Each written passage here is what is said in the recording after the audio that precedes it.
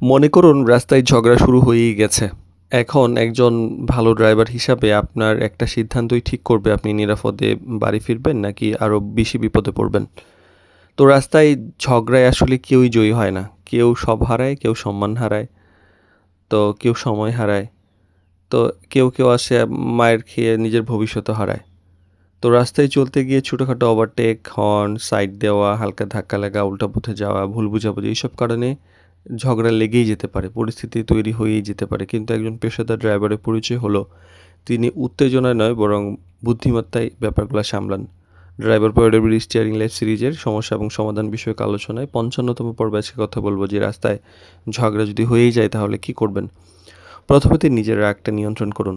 কেউ চিৎকার করলো, খারাপ ব্যবহার করলো বলে আপনি এইভাবে যে উত্তর দিবেন এরকম নয়, বরং কয়েক সেকেন্ড ধৈর্য ধরে আপনি যদি সমাধান করেন তাহলে অনেক বড় ঝামেলা এড়ানো যায় এবং পরিস্থিতি দ্রুত শান্ত হয়ে আসে। আর গাড়িটা নিরাপদ জায়গায় নিয়ে থামান। ঝগড়ার মাঝখানে যদি রাস্তার উপরে গাড়ি দাঁড়া করে রাখেন তাহলে দেখা যাবে যে আপনি তো ২টা ঝামেলায় পড়বেন। এক হলো আগের ঝামেলা এবং নতুন যারা গাড়ি নিয়ে আটকে গেছে তাদের ঝামেলা। তো সম্ভব হলে নিরাপদ জায়গায় গাড়ি থামিয়ে পাশে গিয়ে সুন্দরভাবে কথা বলুন। আর তর্ক নয়, সমাধানের ভাষায় কথা বলুন। তোমার দোষ, আমার দোষ এই তর্কে না গিয়ে শান্তভাবে বলুন যে বিষয়টা আমরা শান্তভাবে দেখি। কারণ অনেক সময় আপনার একটি ভদ্র বাক্যই উত্তেজনা কমিয়ে দিতে পারে। আর পরিস্থিতি নিয়ন্ত্রণের বাইরে গেলে সহযোগিতা নিন। যদি দেখেন যে ঝগড়া আসলে মারামারি বা সংঘর্ষের রূপ নিচ্ছে তাহলে তো আসলে নায়ক হওয়ার চেষ্টা না করাই ভালো। প্রয়োজনে ট্রাফিক পুলিশ, মালিক বা সংশ্লিষ্ট কর্তৃপক্ষের সহযোগিতা নিন, কারণ নিজের নিরাপত্তা সবার আগে। মনে রাখুন যে আপনার একটা ভুলের কারণে আপনার অনেক কিছু হারিয়ে যেতে পারে।